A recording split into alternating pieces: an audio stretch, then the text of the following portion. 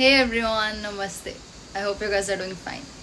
And if not, we'll get there. In the last video on eating disorders, we tried to understand what eating disorders are and few types of them.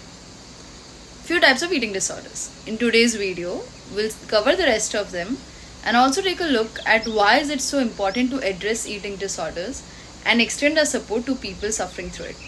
Let's understand.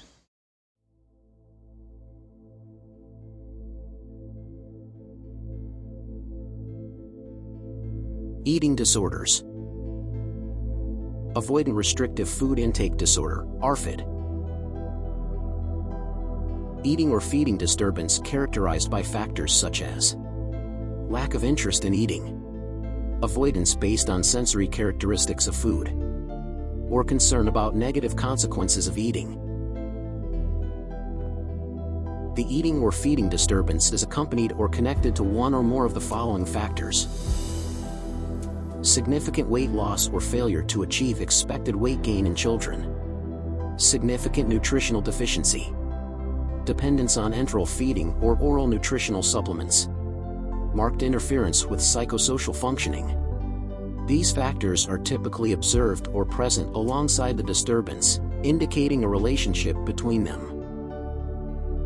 The effects on mental and physical health as well as the degree of malnutrition can be comparable to those seen in those who have anorexia nervosa. However, ARFID differs from anorexia nervosa and bulimia nervosa. In this, people with it do not obsess over their weight or physical appearance. Pica is an eating disorder in which a person consumes items that have little nutritional value on a regular basis.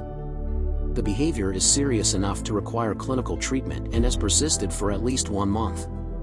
DSM-5-TR mentions the typical substances might include paper, soap, cloth, hair, string, wool, soil, chalk, talcum powder, paint, gum, metal, pebbles, charcoal or coal, ash, clay, starch, or ice. These are termed non-food because the diagnosis of pica does not apply to diet products that have minimal nutritional content. Testing for nutritional deficiencies and, if necessary, treating them are part of the treatment for pica.